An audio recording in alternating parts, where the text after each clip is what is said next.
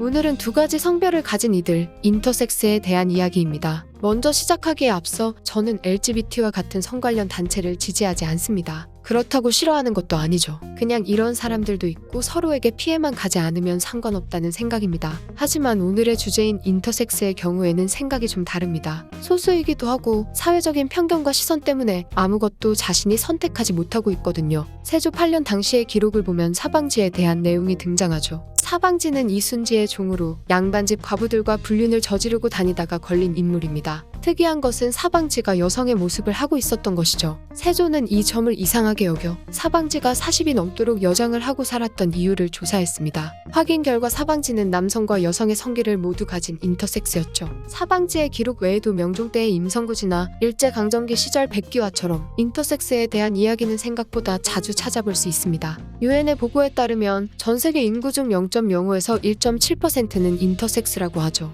적어도 2,000명 중에 1명은 인터섹스로 태어나는 것입니다. 수정치의 폭이 큰 이유는 인터섹스에도 여러 가지 경우의 수가 있기 때문이죠. 두 가지 성기를 모두 가진 인터섹스가 있는 반면에 외적으로는 한 가지의 성기만 가지고 있어도 내부의 정수와 난소가 공존하는 경우도 있습니다. 부모가 자식의 미래를 위한다는 이유로 어린 나이에 강제로 성별을 결정하는 경우도 많죠. 이렇다 보니 확실한 수치를 알아내기 어렵습니다. 특히 우리나라는 과거에 남아 선호 사상이 있기도 했고 남들과 다른 것을 쉬쉬하는 경향도 있었죠. 게다가 불과 몇 년 전까지만 해도 인터섹스는 이질적이고 생소한 존재였습니다. 대부분 게임이나 만화에서 등장하는 설정 정도로 인식하고 있었죠. 수십 년을 외면받아온 인터섹스를 이제는 제대로 응시하고 존중해야 할 시기가 찾아온 것 같습니다. 그럼 인터섹스에 대한 이야기 바로 시작해보죠. 인터섹스의 사전적인 의미는 성 구별에 문제가 생겨 생식기 분화가 제대로 이뤄지지 않고 양성을 모두 가진 것입니다. 앞에서 말했던 것처럼 단순하게 양성 성기를 모두 가진 이들만 인터섹스인 것은 아니라는 것이죠.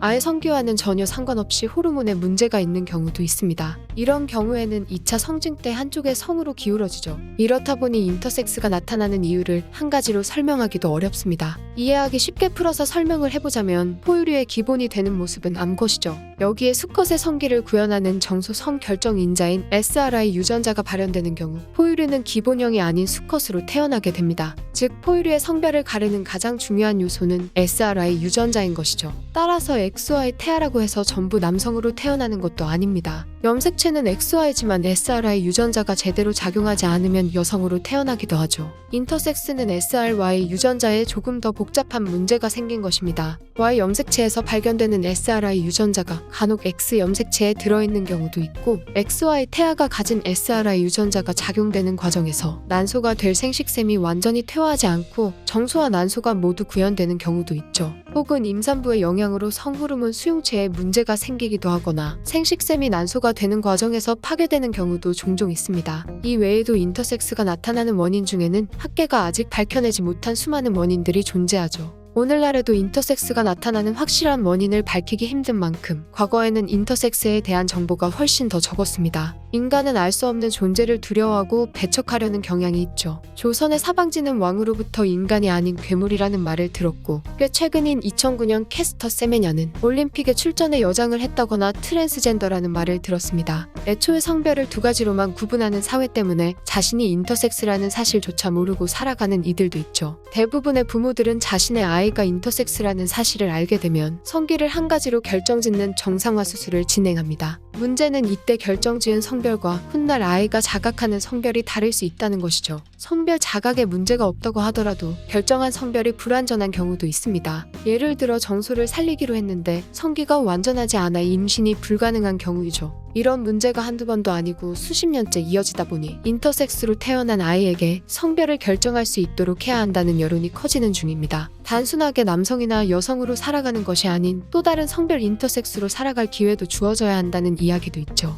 2003년 호주에서는 공식적으로 인터섹스를 여권에 표기할 수 있게 되었고 2013년 독일에서는 출생등록부에 성별 정보를 적지 않도록 인정했습니다. 2019년에는 독일 헌법재판소의 결정으로 제3의 성을 등록할 수 있게 되었죠. 세계적으로 이런 움직임이 보이면서 우리나라도 2017년에 나선이라는 인터섹스 당사자 모임이 형성되었습니다. 나선에서 중간계라는 아이디로 활동하고 있는 50대 인터섹스의 인터뷰에 따르면 자신은 평생을 남성으로 살아왔다고 하죠. 중간계는 성장 과정에서 또래 남자아이들과 신체적인 차이가 자주 보이긴 했지만 그저 단순한 차이로 여기면서 살아왔습니다. 이후 결혼을 해 가정을 꾸렸는데 아이가 생기지 않았죠. 중간계는 불임을 의심하며 병원으로 향했지만 의사는 클라인펠터 증후군이라는 진단을 했습니다. 클라인펠터 증후군은 남성의 염색체에 X가 2개 이상 존재해 불완전한 남성의 성기만을 가지고 태어난 경우로 인터섹스는 아니죠. 중간계는 진단을 들었을 당시까지만 해도 인터섹스라는 것을 몰라 의사의 말을 그대로 수용했습니다. 하지만 다른 병원을 찾았을 때는 진단 결과가 진성 반음양, 그러니까 인터섹스라고 나왔죠.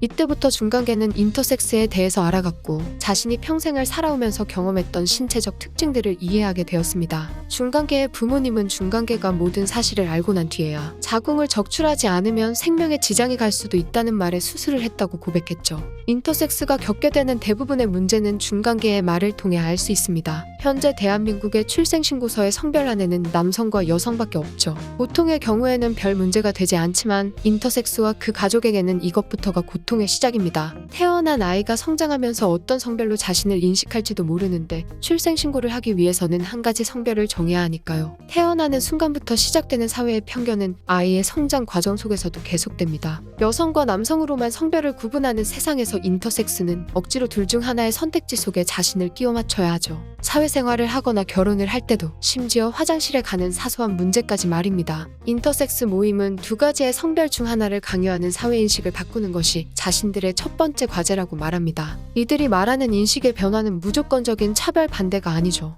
인터섹스 아이에게 건강상의 문제가 없다면 성 정체성을 갖출 때까지 정상화 수술을 진행하지 않고 인터섹스로 출생신고를 할 수 있게 해줘야 한다는 것입니다. 주민등록번호도 임의적인 성별 코드를 정해서 아이가 자신의 성별을 정하기 전까지는 성별이 무엇인지 구별할 수 없도록 해야 한다는 것이죠. 물론 현재까지도 적용되지 않고 있지만 인터섹스에 대한 인식 개선은 점진적으로 나아지고는 있습니다. 하지만 개별적으로 변화를 맞이한 것이 아니라 트랜스젠더 혹은 동성애자와 묶여서 취급을 당하고 있죠. 특히 트랜스젠더와는 동일시되는 경우도 많은데 성별이 혼동된다는 점에서 비슷하기도 하고 인터섹스의 인지도가 낮기 때문입니다. 몇몇 트랜스젠더는 성전환을 결정하게 된 이유로 자신이 선천적 인터섹스이기 때문이라고 변명하는 사람들도 있죠. 확실하게 정리하면 트랜스젠더와 인터섹스는 완전히 다른 영역입니다. 트랜스젠더는 자신이 가지고 태어난 성과 반대의 정체성을 갖는 것이고 인터섹스는 지금까지 설명했던 것처럼 두 가지 성을 모두 가지고 태어난 것이죠.